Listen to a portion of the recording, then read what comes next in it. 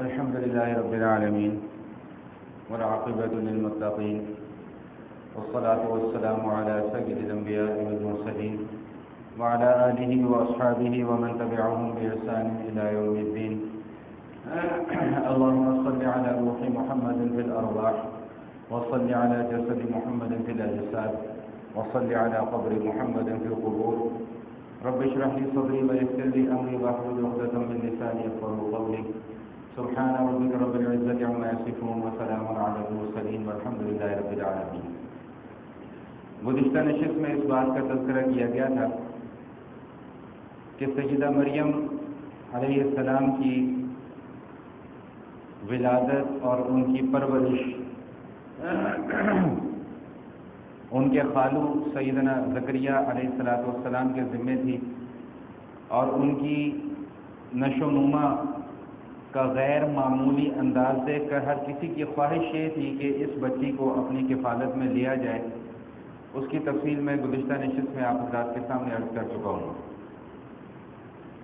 اس کے بعد جو تیسرے پارے کے اندر مضامین بیان کیے گئے ہیں، اس میں سب سے پہلے تو سیدہ مریم علیہ السلام کا مقام اور مرتبہ بیان کیا گیا. اللہ تعالیٰ نے فرشتے کے ذریعے سے دو خوشخبریاں سیدہ مریم علیہ السلام کو عطا فرمائی. ایک خوشخبری تو ان کو یہ دی گئی کہ وَإِذْ قَالَتِ الْمَلَائِكَةُ يَا مَرْيَمُ إِنَّ اللَّهَ اصْطَفَاكِ وَطَهَّرَكِ وَاصْطَفَاكِ عَلَى نِسَاءِ الْعَالَمِينَ، کہ اللہ تعالیٰ نے آپ کو منتخب کر لیا ہے، چن لیا ہے، اور اس زمانے کی جتنی بھی خواتین ہیں ان سب میں آپ کی فضیلت، آپ کا مقام اور آپ کا مرتبہ سب سے زیادہ ہے. یہاں پہ یہ مسئلہ بھی ذہن نشین فرما لیجئے گا کہ اللہ تعالیٰ نے جتنے بھی انبیاء کرام اس دنیا کے اندر مبعوث فرمائے ہیں، ان میں سے کبھی بھی کوئی خاتون نبی نہیں بنا کر بھیجی گئی. کسی خاتون کو اللہ تعالیٰ نے نبوت کا مقام نہیں عطا فرمایا. جتنے بھی انبیاء کرام اس دنیا کے اندر تشریف لائے ہیں وہ سارے کے سارے مرد تھے. تو اب کسی کے ذہن کے اندر یہ وسوسہ یا یہ شبہ یا یہ سوال نہ پیدا ہو جائے کہ جی پھر فرشتہ جو ہے وہ ان کے پاس کیا کرنے کے لیے آیا اور کیا پیغام لے کے آیا. تو فرشتے کا پیغام لانا اس بات کی دلیل نہیں ہے کہ وہ نبی ہیں. فرشتہ نبوت کا پیغام لے کر آئے تو یہ دلیل ہے کہ وہ شخص نبی ہے. لیکن فرشتہ ویسے اگر اللہ کا کوئی پیغام لے کر آئے تو یہ اس بات کی دلیل نہیں ہوتی کہ وہ نبی بھی بنا دیا گیا ہے. تو یہ اللہ تعالیٰ کا ایک قانون ہے اور مسلمہ اصول ہے کہ اللہ تعالیٰ نے کسی بھی عورت کو، کسی بھی خاتون کو نبی نہیں بنایا. تو ایک خوشخبری تو ان کو یہ دی گئی کہ اللہ تعالیٰ نے آپ کو منتخب کر لیا ہے، پسند کر لیا ہے، چن لیا ہے. اور دوسری خوشخبری ان کو یہ دی گئی کہ اللہ تعالیٰ آپ کو ایک بیٹا عطا فرمائیں گے، اور وہ بیٹا اللہ کا نبی ہوگا، اور اس کی یہ خصوصیات ہیں جن کا ابھی کچھ دیر کے بعد انشاءاللہ میں آپ کے سامنے تذکرہ کروں گا. پہلے یہ بات سمجھ لیجیے کہ یہ جو اللہ تعالیٰ نے ان کو مقام عطا فرمایا ہے، اپنی برگزیدگی کا مقام، بزرگی کا مقام، اپنے نیک بندوں میں جو ان کو شمار فرمایا ہے، اس حوالے سے نبی کریم علیہ الصلوۃ والتسلیم کا فرمان عالی شان ہے. ارشاد فرمایا کہ مردوں میں سے تو بہت سے لوگ ایسے گزرے ہیں کہ جن کو اللہ تعالیٰ نے اپنا مقرب بنایا ہو، کاملین کا درجہ اللہ پاک نے ان کو عطا فرمایا ہو، لیکن خواتین میں سے بہت کم خواتین ایسی ہیں کہ جن کو یہ مقام اور مرتبہ دیا گیا ہو. جن میں سے سب سے پہلا نام لیا گیا کہ مریم بنت عمران، یہ جن کا تذکرہ ہم ابھی کر رہے ہیں. دوسرا آسیہ بنت مزاحم جو کہ فرعون کی بیوی تھی. اب یہ اللہ کی شان ہے کہ فرعون کافر ہے اور اس کے اہل خانہ جو ہیں، اس کی گھر والی جو ہے وہ اللہ کی نیک بندوں میں شمار کیا جا رہا ہے. اور دوسری طرف اگر دیکھا جائے تو سیدنا نوح علیہ السلام کا تذکرہ ہے، سیدنا لوط علیہ السلام کا تذکرہ ہے کہ یہ دونوں اللہ کے صرف برگزیدہ بندے ہی نہیں، اللہ کے پیغمبر بھی ہیں. لیکن قرآن ان کی خواتین کے متعلق یہ کہتا ہے کہ وہ دونوں کی دونوں گمراہ خواتین تھیں.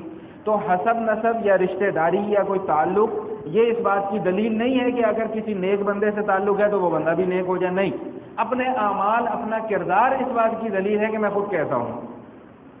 تیسرے نمبر پہ ذکر کیا گیا خدیجہ رضی اللہ تعالیٰ عنہ جو ہماری ماں ہیں، نبی علیہ الصلوۃ والسلام کی زوجہ مطہرہ۔ سیدہ فاطمہ رضی اللہ تعالیٰ عنہ کے متعلق فرمایا کہ ان کو اللہ تعالیٰ نے جنت کی خواتین کی سردار بنایا ہے، اور آخر میں یہ بات ارشاد فرمائی کہ عائشہ جو ہماری والدہ محترمہ ہیں، ہماری امی جان ہیں، ہماری روحانی ماں ہیں، ان کے متعلق حضور اقدس صلی اللہ تعالی وسلم نے یہ بات ارشاد فرمائی کہ عائشہ کو باقی تمام کی تمام عورتوں پر ایسی فضیلت حاصل ہے کہ جیسے کھانے میں سرید کو باقی کھانوں کے اوپر حاصل ہوتی ہے۔ سرید کے متعلق میں نے شاید پہلے بھی آپ کو بتایا تھا کہ یہ روٹی کو شوربے میں بھگو کر، روٹی کے ٹکڑے کر کے اس کو شوربے میں بھگو کے جو ایک ڈش تیار کی جاتی ہے اس کو سرید کہا جاتا ہے، اور نبی پاک صلی اللہ علیہ وسلم کے پسندیدہ کھانوں میں سے یہ ایک کھانا تھا۔ تو فرمایا کہ سرید کو جس طرح باقی کھانوں کے اوپر فضیلت حاصل ہے، اسی طرح عائشہ کو باقی خواتین کے اوپر فضیلت حاصل ہے۔ اب اس حوالے سے کس کی فضیلت کس موقع پر زیادہ ہے، علماء کرام نے بڑی لمبی چوڑی تقریریں کی ہیں، میں صرف اس کو 2 جملوں میں اختصار کے ساتھ عرض کر لوں کہ جس کی جو فضیلت آقا علیہ الصلوۃ والسلام نے جس مقام اور مرتبے پر بیان فرما لی، ہمارے لیے وہ سر آنکھوں پر۔ ہمارے لیے سیدہ فاطمہ رضی اللہ تعالیٰ عنہ بھی اسی طرح قابل احترام ہے، ہمارے لیے امی عائشہ بھی اسی طرح قابل احترام ہے، ہمارے لیے سیدہ مریم بھی قابل احترام ہے، ہمارے لیے اماں خدیجہ بھی قابل احترام ہے، اور ہمارے لیے سیدہ مریم بنت مزاحم، آسیہ بنت مزاحم رضی اللہ تعالیٰ عنہ وہ بھی اسی طرح قابل احترام ہے۔ کیوں؟ اس لیے کہ ان کی عزت، ان کا اکرام اور ان کا احترام خود میرے آقا علیہ الصلوۃ والسلام نے بیان فرما دیا۔ باقی کس کی فضیلت کس حوالے سے زیادہ ہے یہ اللہ جانے اور اللہ کے بندے جانے، ہمیں ان ابحاث میں پڑھنے کی ضرورت نہیں ہے۔ تو پہلی خوشخبری تو ان کو یہ دی گئی ہے کہ اللہ تعالیٰ نے آپ کو منتخب کر لیا ہے، آپ کو پسند کر لیا ہے، اور اللہ تعالیٰ نے آپ کو چن لیا ہے۔ اس کے بعد دوسری خوشخبری یہ دی گئی کہ اللہ تعالیٰ آپ کو ایک بیٹا عطا فرمائیں گے، اور وہ بیٹا اللہ کا کلمہ ہوگا، وہ کلمۃ من، اسی جملے کے اوپر ساری بات تھی۔ اگر پچھلی نشستوں کے مضامین آپ کے ذہن میں ہوں تو آپ حضرات اچھے طریقے سے سمجھ جائیں گے کہ اسی جملے کے اوپر عیسائیوں کا جو وفد آیا ہے مناظرہ کرنے کے لیے، وہ اسی جملے کے اوپر کہ جی اللہ تو خود کہہ رہے ہیں، تمہارا قرآن تو خود کہہ رہا ہے کہ یہ اللہ کا کلمہ ہے، تو اللہ کا کلمہ ہے تو اللہ کا بیٹا ہے، یہ ان کی اپنی ایک من گھڑت دلیل تھی۔ تو یہاں پر جو کلمۃ من جو کہا گیا، روح اللہ کہا گیا، اس کا معنی علماء کرام نے یہ بیان فرمایا ہے کہ جب اللہ یہ ارشاد فرما رہے ہیں نا کہ یہ اللہ کا کلمہ ہے، یہ اللہ کی روح ہے، تو اس کا معنی یہ نہیں ہے کہ یہ اللہ کا بیٹا ہے، بلکہ اس کا معنی یہ ہے کہ بغیر کسی ظاہری اسباب کے اللہ تعالیٰ اس بچے کی ولادت فرمائیں گے۔ عمومی طور پہ جو سبب ہے ایک بچے کے دنیا میں آنے کا، وہ ماں اور باپ کا ملاپ ہے۔ ماں اور باپ کا ملاپ ہوتا ہے مخصوص طریقے سے تو بچے کی پیدائش ہوتی ہے، لیکن اللہ تعالیٰ عیسیٰ علیہ الصلوۃ والسلام کی جو تخلیق پیدائش فرمائیں گے، ان کی ولادت جو اس دنیا کے اندر ہوگی، وہ اس ظاہری اسباب سے ہٹ کر ہوگی، بالکل وہ براہ راست اللہ تعالیٰ کے حکم سے ہوگی، اور چنانچہ ایسا ہی ہوا۔ تو اب جب یہ فرشتے نے آ کر ان کو خوشخبری دی کہ بھئی آپ کے یہاں بیٹا ہوگا اور وہ اللہ کا کلمہ ہوگا اور اس کا نام عیسیٰ ابن مریم ہوگا، تو اب یہ پریشان ہوئی کہ بھئی میرے یہاں بچے کی ولادت کیسے ہو سکتی ہے؟ میرا تو خدا نہ خواستہ کسی مرد سے ناجائز تعلقات بھی نہیں ہے، نہ ہی میرا نکاح ہوا ہے، نہ مجھے آج تک کسی مرد نے ہاتھ لگایا ہے، تو میرے یہاں بچے کی ولادت کیسے ہو سکتی ہے؟ تو اس جواب میں ایک جو جملہ ارشاد فرمایا گیا، جو جملہ کہا گیا، قال كذلك الله يخلق ما يشاء اذا قضى امرا فانما يقول له كن فيكون، کہ اللہ تعالیٰ ظاہری اسباب کے پابند اور محتاج نہیں ہے۔ اللہ تعالیٰ تو جب کسی معاملے کا فیصلہ فرما دیتے ہیں تو اللہ کہتے ہیں کن ہو جا، وہ کام ہو جاتا ہے۔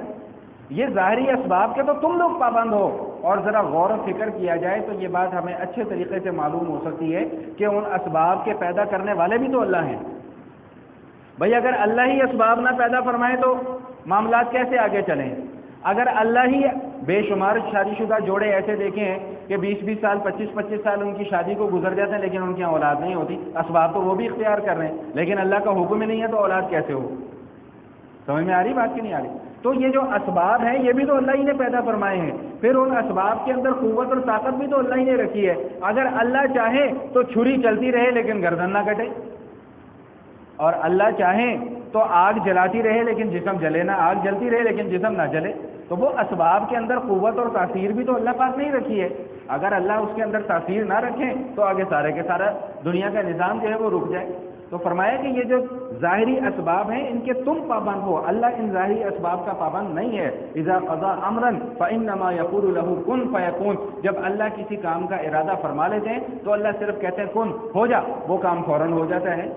تو ظاہری اسباب کو دیکھ کر تم اللہ کے اوپر اعتراض نہ کرو، یا تم عیسیٰ کی نسبت اللہ کی طرف نہ کرو. اچھا یہاں پر ایک بات میں اور بھی آپ کو سمجھاتا چلوں. اب دیکھیں یہاں پہ اللہ تعالیٰ نے جو لفظ ارشاد فرمایا کہ اس کا نام ہوگا اسمہ عیسیٰ ابن مریم. عیسیٰ جو کہ بیٹا ہے کس کا؟ مریم کا. تو یہاں پر اللہ تعالیٰ نے اس ایک جملے کے اندر دو باطل نظریات کی تردید فرما دی ہے. ایک باطل نظریہ تو عیسائیوں کا کہ عیسائی یہ کہتے ہیں کہ نعوذ باللہ عیسیٰ کس کے بیٹے ہیں؟ اللہ کے. تو اس کی تردید فرما دی کہ اگر اللہ کے بیٹے ہوتے تو اللہ عیسیٰ بن مریم نہ فرماتے، اللہ عیسیٰ بن اللہ فرماتے کہ عیسیٰ جو کہ اللہ کا بیٹا نعوذ باللہ من ذالک. اور دوسرا نظریہ یہود کا نظریہ ہے. یہود کہتے ہیں کہ عیسیٰ علیہ السلام کے جو والد تھے ان کا نام یوسف تھا اور وہ بڑھائی کا کام کیا کرتے تھے. تو عیسیٰ ابن مریم کہہ کر اللہ تعالیٰ نے ان دونوں نظریات کی تردید فرما دی. اگر عیسیٰ کے والد یوسف ہوتے تو اللہ عیسیٰ ابن مریم نہ فرماتے بلکہ عیسیٰ ابن یوسف فرماتے. تو اللہ تعالیٰ نے عیسیٰ ابن مریم فرمایا کیا کہ بھئی یہ عیسیٰ ہے جس کا باپ کوئی نہیں ہے لیکن ماں سے اس کا تولد ہوا ہے، تو اس لیے ہم اس کی نسبت اس کی ماں کی طرف کر رہے ہیں کہ یہ عیسیٰ جو کہ بیٹا ہے مریم کا. اور قیامت والے دن بھی جب سارے جہان کے لوگوں کو ان کے باپوں کے ناموں کے ساتھ پکارا جائے گا سوائے عیسیٰ علیہ السلام کے کہ ان کو ان کی والدہ کے نام سے پکارا جائے گا. یہاں پہ ایک بڑی غلط فہمی ہے، وہ بھی میں آپ حضرات کی دور کرتا چلوں. ایک بڑا غلط مسئلہ یہ مشہور کر دیا گیا کہ جی قیامت والے دن لوگوں کو ان کی ماؤں کے نام سے پکارا جائے گا. یہ بالکل غلط مسئلہ ہے، کہیں اس کا کوئی تذکرہ موجود نہیں ہے، بلکہ واضح احادیث کے اندر یہ مسئلہ بیان کیا گیا ہے کہ اپنے بچوں کے اچھے نام رکھا کرو. کیوں؟ اس لیے کہ کل قیامت والے دن تمہیں تمہارے اور تمہارے باپوں کے نام سے پکارا جائے گا. جب اللہ کے حبیب صلی اللہ علیہ وسلم نے واضح طور پہ ارشاد فرما دیا تو پھر ہمیں ادھر ادھر کی ڈینگیں مارنے کی ضرورت کیا ہے؟ تو یہ مسئلہ ذہن نشین فرما لیجئے کہ یہ جو مشہور ہوا ہے کہ ماؤں کے نام سے پکارا جائے گا یہ بالکل غلط مسئلہ ہے، اس کے اندر کوئی حقیقت نہیں ہے. باپوں کے نام سے پکارا جائے گا سوائے عیسیٰ علیہ السلام کے. کیوں؟ اس لیے کہ ان کا باپ ہی کوئی نہیں ہے. عیسیٰ علیہ السلام کو پکارا جائے گا تو ان کی ماں کے نام سے پکارا جائے گا.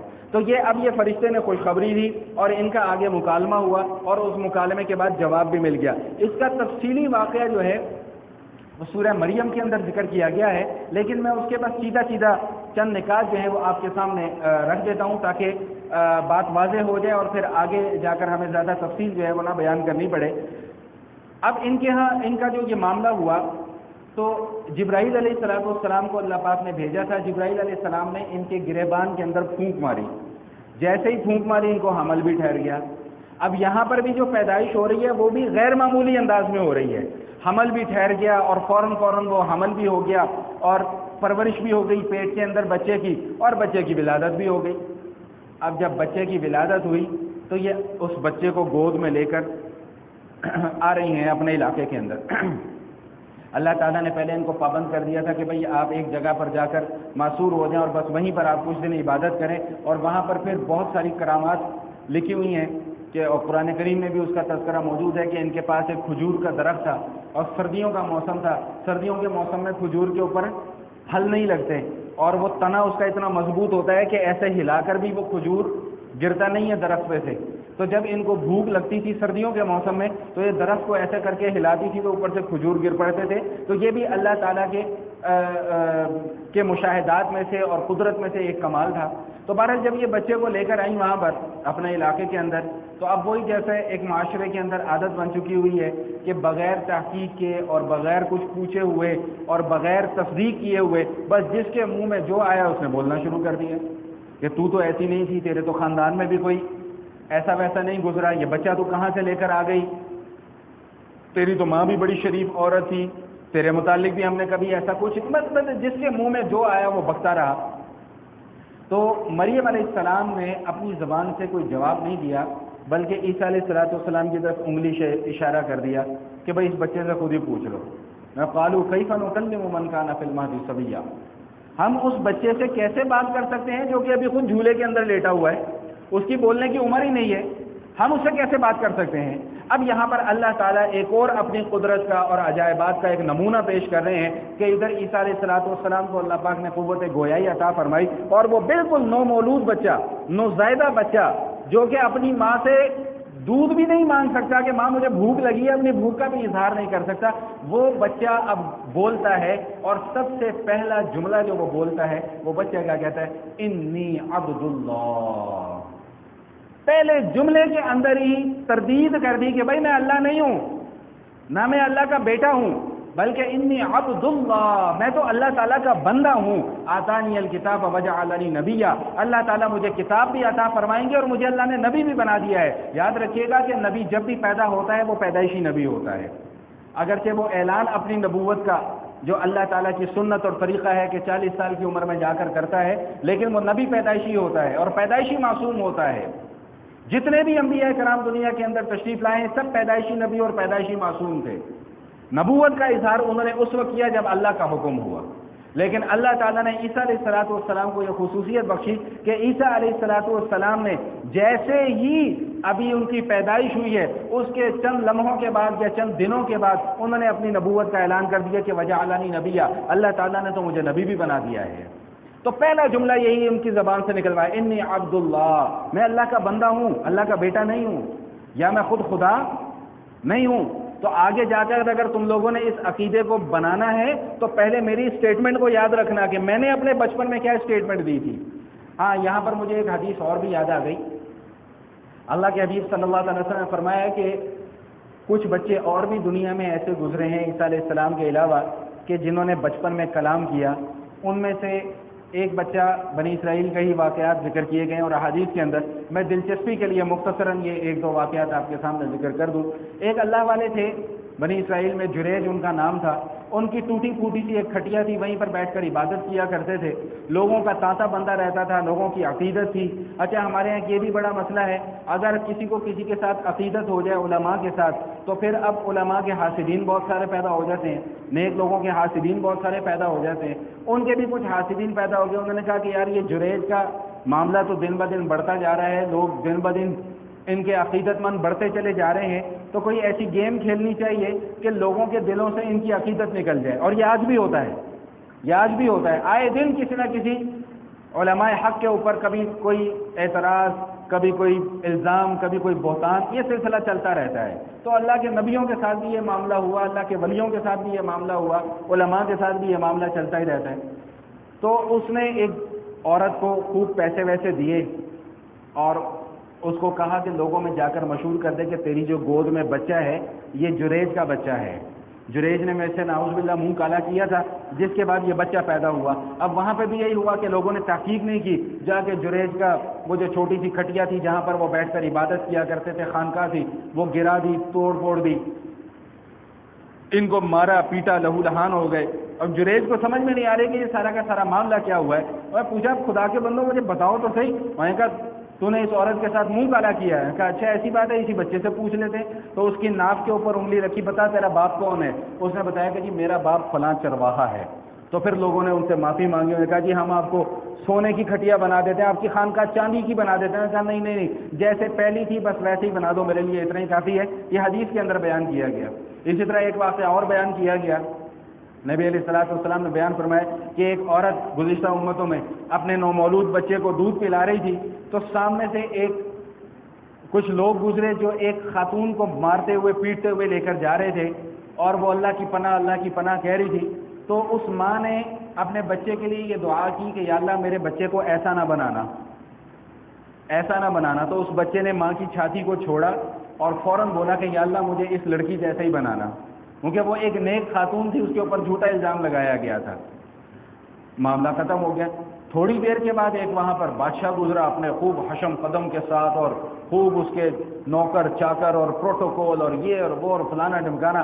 تو ماں اب کیا دعا کر رہی کہ یا اللہ میرے بچے کو ایسا بنانا، میرے بچے کو ایسا بنانا، تو بچے نے پھر ماں کی چھاتی کو چھوڑا اور بولا کہ یا اللہ مجھے ایسا نہ بنانا، کیونکہ وہ ظالم، متکبر اور جابر قسم کا بادشاہ تھا۔ ایک یہ واقعہ احادیث کی کتابوں کے اندر مذکور ہے، سورہ یوسف کے اندر انشاءاللہ آئے گا۔ حضرت یوسف علیہ السلام پر جب تہمت لگائی گئی، وہاں پر ایک بچے نے گواہی دی، وہ بچہ بھی نومولودگی کی حالت میں اس نے کلام کیا۔ تو اصل جو مقصد ہے گفتگو کرنے کا وہ یہ ہے کہ یہ اللہ تعالیٰ کی سارے کے سارے قدرت کے مظاہر ہیں، اور اللہ تعالیٰ جب چاہیں، جیسے چاہیں، جہاں چاہیں، جس کے ساتھ چاہیں، جس وقت اللہ چاہیں اس وقت اللہ تعالیٰ اپنے ان مظاہر کا اظہار فرما دیتے ہیں۔ اب عیسیٰ علیہ السلام کے ساتھ معاملہ کیا چل رہا ہے؟ عجیب معاملہ۔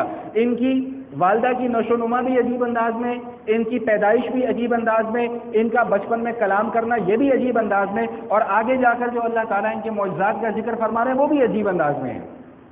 میں ان میں سے مختصراً چند ایک معجزات کا تذکرہ کر دوں۔ اچھا، اب یہ مسئلہ ذہن نشین فرما لیجیے گا، ولادت ہو گئی، جوانی کی عمر کو پہنچ گئے، نبوت کا اعلان کر دیا۔ اب جیسے ہی انہوں نے نبوت کا اعلان کیا تو یہ جو یہودی قوم ہے، یہودی، یہ یاد رکھیے گا کہ عیسیٰ علیہ السلام سے پہلے جو نبی تھے وہ موسیٰ علیہ السلام تھے۔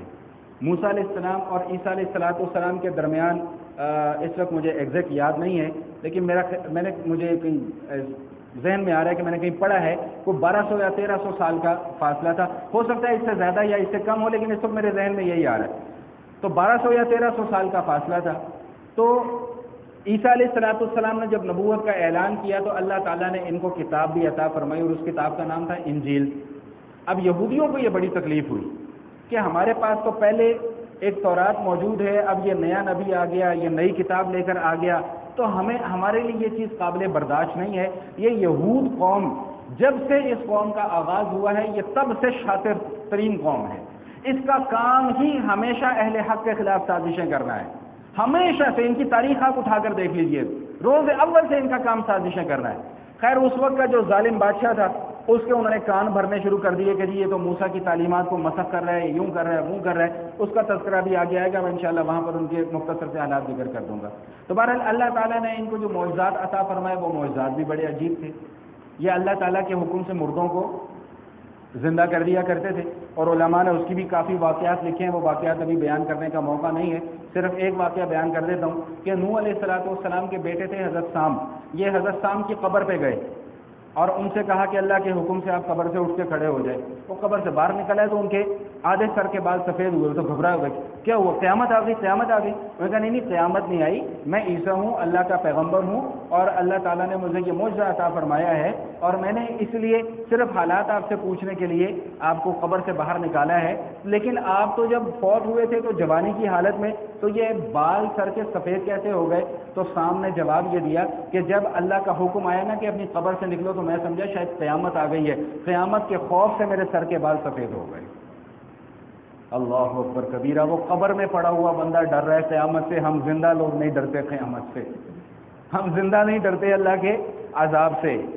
ہم یہ شاید سمجھے بیٹھے میں کہ بھئی حالات آتے رہیں گے تو شام کے مسلمانوں پہ آتے رہیں گے، حالات آتے رہیں گے، خون خرابہ ہوتا رہے گا تو برما میں ہوتا رہے گا، مسلمان مرتے رہیں گے، کٹتے رہیں گے، سب کچھ ہوتا رہے گا، ہم بڑے محفوظ ہیں جی، ہم سیف ہیں، ہمیں کچھ نہیں ہو سکتا۔ یاد رکھیے گا کہ حالات بدلتے ہوئے دیر نہیں لگتی۔ وہ لوگ بھی کسی زمانے میں اپنے آپ کو بہت محفوظ تصور کیا کرتے تھے کہ ہم بہت محفوظ ہیں، اور آج دیکھیے کہ وہاں پر جا کر کیا حالات ہیں۔ اور ہم بھی یہی تصور کیے بیٹھے جی ہم بڑے محفوظ ہیں جی، ہمارے پاس ایٹم بم بھی ہے، F-16 بھی ہے، پناہ بھی ہے، ڈمکانہ بھی ہے۔ جب اللہ تعالیٰ کی طرف سے فیصلے ہوتے ہیں تو پھر نہ یہ ایٹم بم کام آتا ہے نہ F-16 کام آتا ہے۔ تو اس لیے میں ہمیشہ ایک جملہ ہمیشہ میں کہا کرتا ہوں کہ خاموش تماشائی نہ بنے رہیں اس سے کہ پہلے کہ لوگ ہمارا تماشا دیکھنے کے لیے تیار بیٹھے ہوں۔ اور وہ وقت سر پر آ رہا ہے، میں ڈرانے کی بات نہیں کر رہا، صرف سمجھانے کی کوشش کر رہا ہوں کہ وہ وقت سر پر آ رہا ہے کہ لوگ ہمارا بھی کھڑے ہو کر اسی طرح تماشا دیکھیں گے جس طرح ہم اپنے مسلمان بہن بھائیوں کا تماشا دیکھ رہے ہیں۔ اور کچھ نہیں کر سکتے، دعا کے 2 الفاظ تو منہ سے نکال دیا کرو۔ اور کچھ نہیں کر سکتے تو رات کو مصلی پہ بیٹھ کے تھوڑی دیر کے لیے ان کے لیے ہاتھ اٹھا کے رو کے دعائیں مانگ لیا کرو کہ یا اللہ ہم تو کمزور ہیں، ہم تو بے حس لوگ ہیں، ہمارے اندر سے حس ختم ہو چکی ہوئی ہے، ہم مردہ ہو چکے ہوئے ہیں، ہمارے ضمیر مر چکے ہوئے ہیں، یا اللہ کم از کم تو ہمارے ان مردہ ضمیروں کے اندر جان پیدا کر دے، یا اللہ ان دلوں کے اندر اپنے مسلمان بھائیوں کا احساس پیدا کر دے۔ اللہ کے حبیب صلی اللہ علیہ وسلم تو ارشاد فرماتے ہیں کہ مسلمان جو ہیں وہ ایک جسم کی مانند ہیں کہ جسم کے کسی ایک حصے کو تکلیف ہو تو پورا وجود تکلیف میں آ جاتا ہے۔ مسلمانوں کی تو یہ کیفیت ہونی چاہیے۔ آج مسلمان ہی ایک دوسرے کی گردن کاٹنے پر تلے ہوئے، تو وہ قیامت کے خوف سے ان کے سر کے بال جو ہیں وہ آدھے سر کے بال سفید ہو گئے. تو پھر عیسیٰ علیہ السلام نے ان سے پوچھا کہ نہیں ابھی قیامت نہیں آئی. پھر ان سے پوچھا کہ اچھا آپ واپس دنیا میں آنا چاہتے ہیں یا واپس قبر میں جانا چاہتے ہیں؟ نے کہا نہیں مجھے دنیا میں آنے کا شوق نہیں ہے, میں واپس اپنی قبر میں جانا چاہتا ہوں. اس طرح کے اور بھی کچھ واقعات علماء کرام نے بیان فرمائے ہیں. اللہ تعالیٰ نے یہ معجزہ ان کو عطا فرمایا تھا. اسی طرح ایک معجزہ ان کو یہ عطا کیا گیا تھا کہ جو مادر ذات اندھا ہوتا تھا یہ اس کے آنکھوں پر ہاتھ پھیرتے تھے تو اللہ تعالیٰ اس کی بینائی لوٹا دیا کرتے تھے.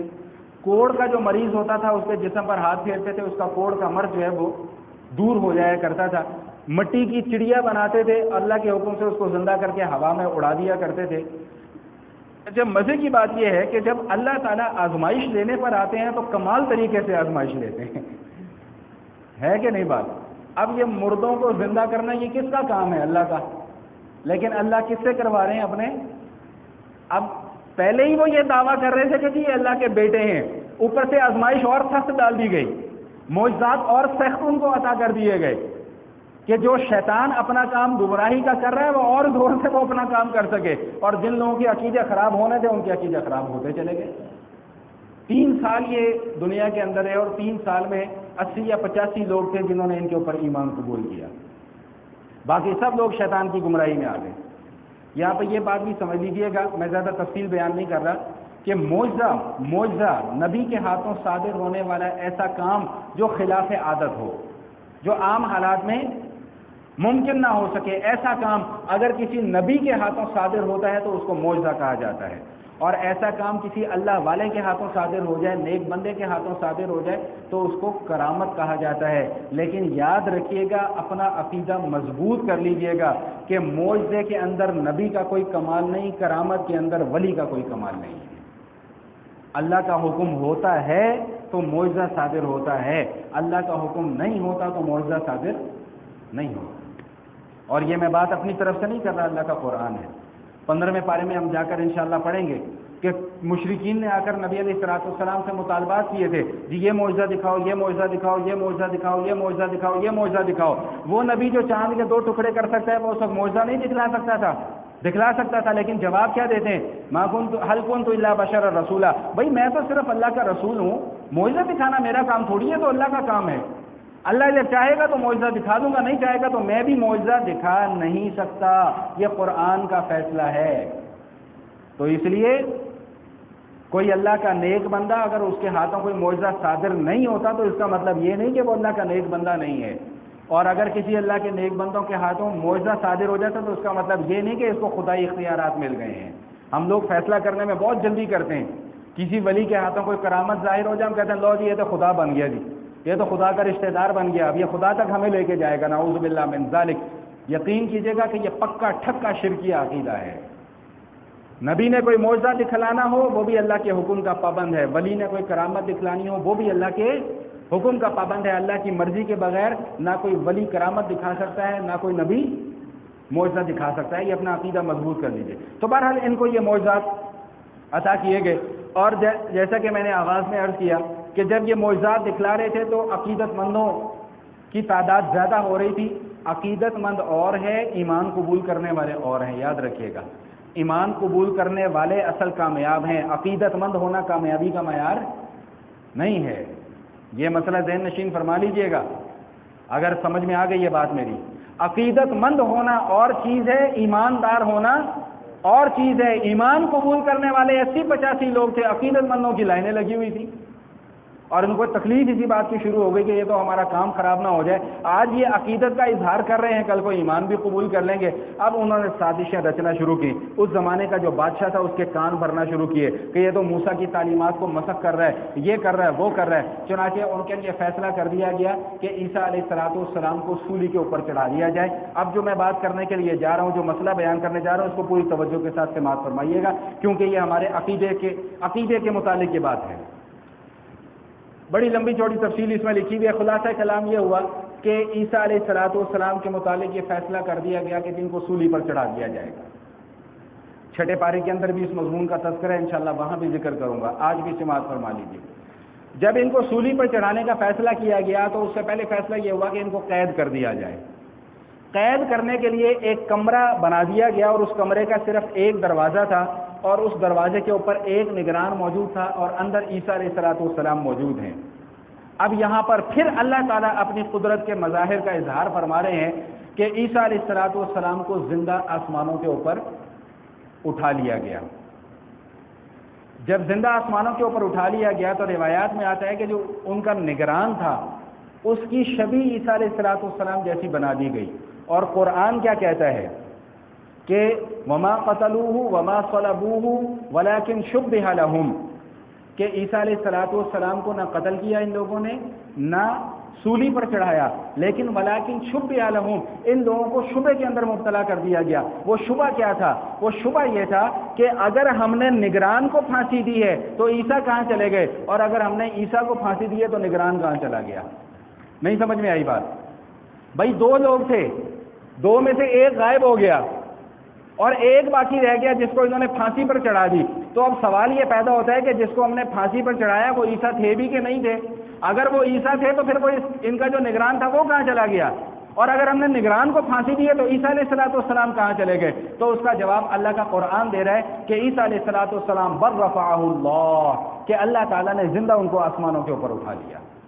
اور یاد رکھیے گا کہ یہ تمام مسلمانوں کا متفقہ عقیدہ ہے، اس عقیدے کے اندر کوئی دو رائے نہیں ہے کہ عیسیٰ علیہ السلام کو اللہ تعالیٰ نے زندہ آسمانوں کے اوپر اٹھا لیا ہے، اور قیامت کے قریب عیسیٰ علیہ السلام دوبارہ اس دنیا کے اندر واپس تشریف لائیں گے اور نبی پاک صلی اللہ علیہ وسلم کی شریعت کا نفاذ فرمائیں گے۔ اور یہ بات بھی ذہن نشین فرما لیجیے گا کہ عیسیٰ علیہ السلام اب جب اس دنیا کے اندر تشریف لائیں گے تو وہ نبی ہونے کی حیثیت سے تشریف نہیں لائیں گے، بلکہ وہ آقا علیہ السلام کے امتی ہونے کی حیثیت سے تشریف لائیں گے۔ اس عقیدے کو بنیاد بنا کر ہمارے معاشرے کے اندر پھر بہت ساری غلط فہمیاں پھیلا دی گئی۔ بعض گمراہ کن لوگوں نے تو یہ پروپیگنڈا کرنا شروع کر دیا کہ جی عیسیٰ علیہ السلام آ چکے ہیں دنیا میں، وہ فلاں جو ہے اس نے دعویٰ کر دیا جی میں مسیح موعود ہوں، فلاں نے دعویٰ کر دیا جی میں مسیح موعود ہوں، ذلیل اور خوار ہو گئے، ذلیل و خوار ہو گئے۔ کیوں؟ میں ایک بڑی موٹی سی بات آپ کو بتا رہا ہوں۔ امام مہدی رضی اللہ تعالیٰ عنہ ہوں یا عیسیٰ علیہ السلام ہوں، امام مہدی رضی اللہ تعالیٰ عنہ کا بھی ظہور ہونا ہے۔ یہ وہ والے امام نہیں ہے جو غار میں چھپے ہوئے، نہیں، یہ وہ والے امام نہیں ہے، وہ نہ سمجھیے گا۔ تو امام مہدی رضی اللہ تعالیٰ عنہ کا بھی ظہور ہونا ہے، عیسیٰ علیہ السلام کا نزول ہونا ہے، دونوں میں فرق ہے۔ نزول کا مطلب کہ انہوں نے آسمانوں سے آنا ہے، اور میں ایک موٹا سا اصول آپ کو بتا رہا ہوں کہ جو اصلی مہدی ہوں گے اور جو اصلی عیسیٰ ہوں گے علیہ السلام، وہ آ کر یہ دعویٰ نہیں کریں گے کہ میں مہدی ہوں۔ عیسیٰ علیہ السلام آ کر یہ دعویٰ نہیں کریں گے کہ میں عیسیٰ ہوں، ان کی پہچان اللہ تعالیٰ لوگوں کے دلوں کے اندر خود ڈال دیں گے۔ یہ بڑا موٹا سا فرق ہے۔ جو اب یہ دعویٰ کرے کہ جی میں عیسیٰ ہوں یا میں مہدی ہوں، وہ پکا جھوٹا ہے۔ کیوں؟ عیسیٰ علیہ السلام نے تو دعویٰ کرنا ہی نہیں ہے، اور نبی علیہ السلام نے تو ان کی تشریف آوری کی اتنی واضح علامات بیان کر دی ہیں احادیث کے اندر کہ جب بندہ ان کو پڑھتا ہے تو عقل حیران رہ جاتی ہے۔ نبی علیہ السلام فرماتے ہیں کہ دمشق کی جامع مسجد کا مینارہ ہوگا، فجر کا وقت ہوگا، امام مہدی رضی اللہ تعالیٰ عنہ نماز فجر کے لیے امامت کر رہے ہوں گے، عیسیٰ علیہ السلام دو فرشتوں کے سہارے اتریں گے، ان دو فرشتوں کے ہاتھ ایسے ہوں گے اور عیسیٰ علیہ السلام کے ہاتھ ایسے ہوں گے، زرد رنگ کی چادر لپیٹی ہوگی، پیشانی سے پسینے کے قطرے ٹپک رہے ہوں گے۔ یہ تک میرے آقا علیہ السلام نے بتلا دیا کہ دمشق کی جامع مسجد کے مینارے پر ان کا نزول ہوگا۔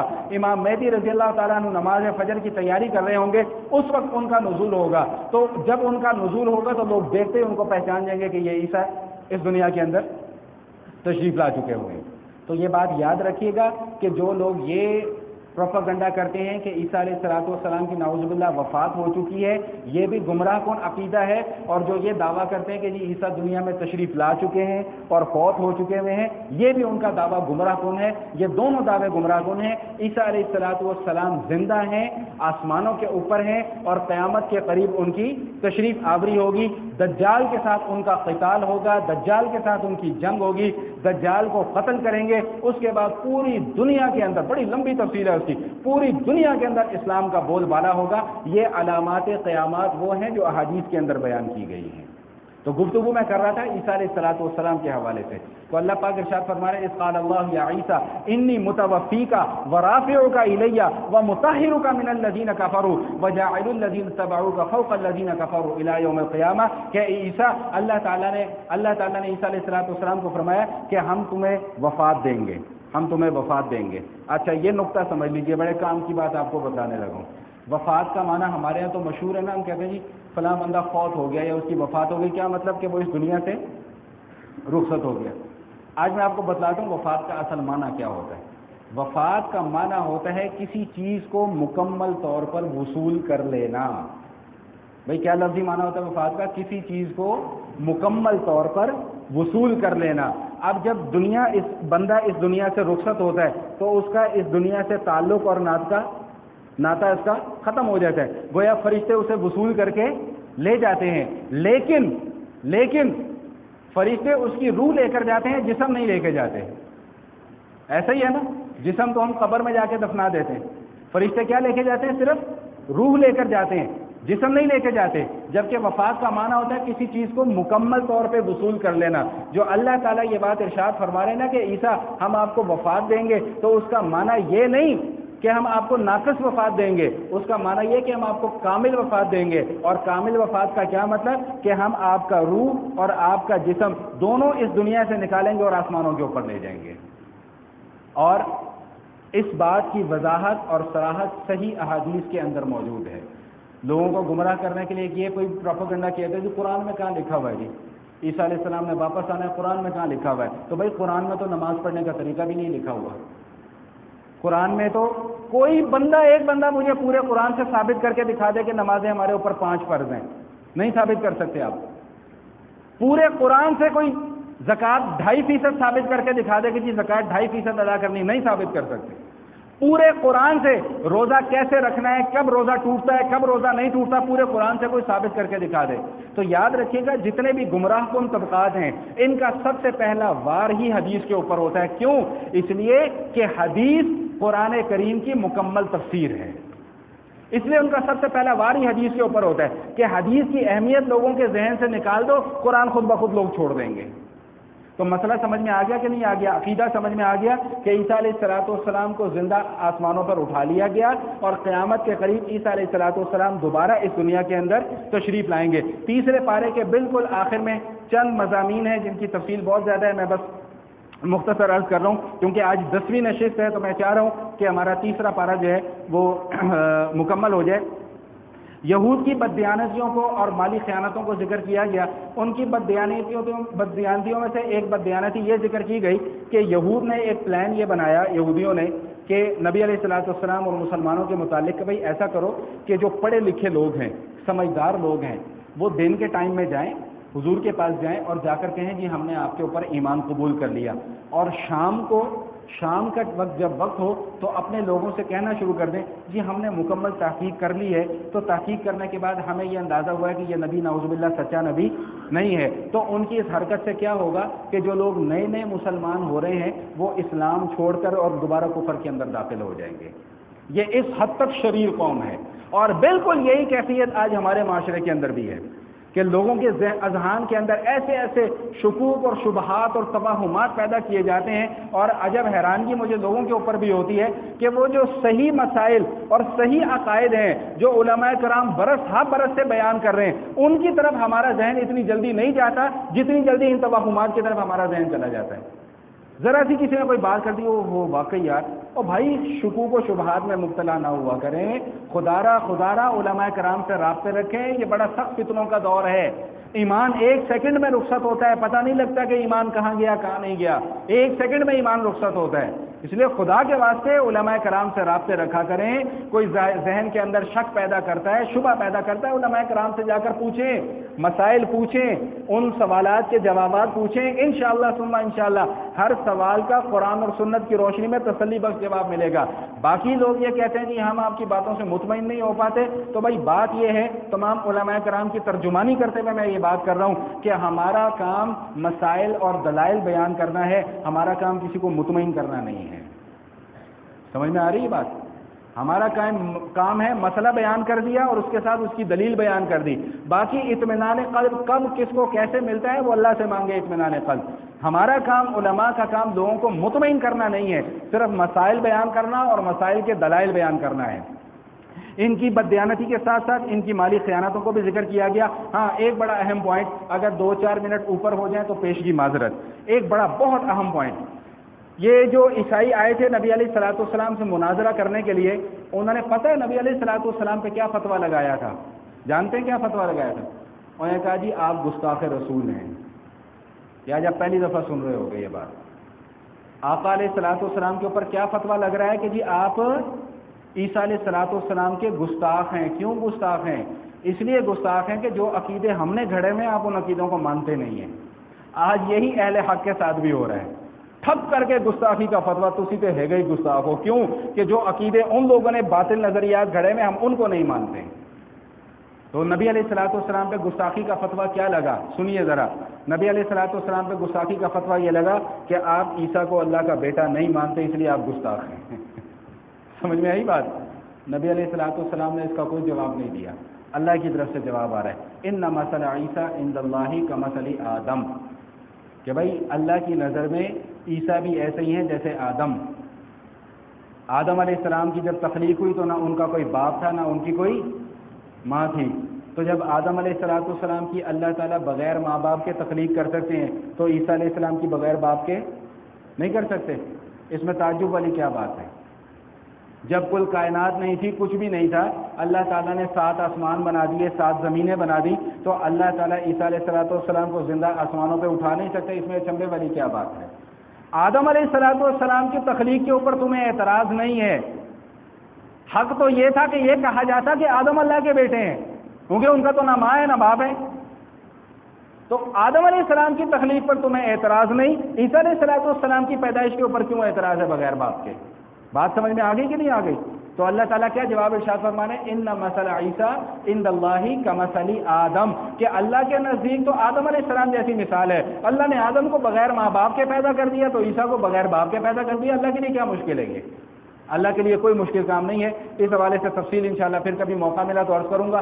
تیسرے پارے کے بالکل آخر میں جو مسئلہ بیان کیا گیا وہ میرے آپ کے ہم سب کے لیے لمحہ فکریہ ہے. اللہ پاک ارشاد فرما رہے ہیں، الٹیمیٹم دے رہے ہیں، ان الذین کفروا وماتوا وهم کفار فلن يقبل من احدهم ملء الارض ذهبا ولو افتدى به ولهم عذاب الیم، کہ جو لوگ کفر کی حالت میں مر جاتے ہیں، کل قیامت والے دن اگر وہ لوگ یہ چاہیں کہ ساری کی ساری دنیا کے خزانے اکٹھے کر کے اللہ کو بطور رشوت کے دے کر اپنی جان چھڑا لیں تو ایسا ممکن نہیں ہو سکے گا. یہ رشوت کا معاملہ صرف یہیں پر چل سکتا ہے، آخرت میں لینا دینا کچھ کام آنے والا نہیں ہے. صرف ایک حدیث سنا دیتا ہوں، اس حدیث کو پلے باندھ دیجئے گا کہ انس بن مالک رضی اللہ تعالیٰ عنہ سے روایت ہے. وہ فرماتے ہیں کہ حضور اقدس صلی اللہ علیہ وسلم نے ارشاد فرمایا کہ قیامت والے دن اللہ تعالیٰ ایک کافر کو بلائیں گے اور اس کافر کو ایک آفر کریں گے، اور وہ آفر یہ کریں گے کہ اگر آج تجھے یہ پیشکش کی جائے کہ تو دنیا کے سارے خزانے دے دے اور اپنی جان بچا لے تو تو کیا ایسا کرنے کو تیار ہے؟ اس نے کہا جی بالکل تیار ہوں، آپ سارے خزانے میرے سے لے لیں لیکن میری جان جو ہے وہ آپ بخش دیں. اللہ پاک ارشاد فرمائیں گے اللہ اکبر کبیرہ، یہ جملہ سماعت فرمائیے گا، حدیث کے الفاظ ہیں. اللہ پاک ارشاد فرمائیں گے کہ جب تو آدم کی پشت میں تھا نا، جب تیری ابھی پیدائش بھی نہیں ہوئی تھی، میں نے تو اس سے بھی آسان ایک مطالبہ کیا تھا، اور وہ آسان مطالبہ میرا کیا تھا کہ میرے ساتھ شرک نہ میرے ساتھ کبھی شرک نہ کرنا، میرے ساتھ کسی کو شریک نہ ٹھہرانا. یہ آسان تھا مطالبہ تو پورا کر نہیں سکا، آج تو فدیہ دے کر اپنی جان چھڑانے کی باتیں کرتا ہے. اللہ کے حبیب صلی اللہ علیہ وسلم ارشاد فرماتے ہیں کہ اللہ تعالیٰ نے فرمایا کہ اے ابن آدم، تیرے گناہ آسمان اور زمین کے درمیان جتنا خلا ہے بھر دو، مجھے کوئی پرواہ نہیں ہے. ریت کے جتنے ذرات ہیں اتنے گناہ کر لو، مجھے کوئی پرواہ نہیں ہے، میں سارے کے سارے گناہ معاف کر دوں گا. ہاں بس ایک بات یاد رکھنا، میرے ساتھ کبھی کسی کو شریک نہ ٹھہرانا. وآخر دعوانا الحمدللہ رب العالمین.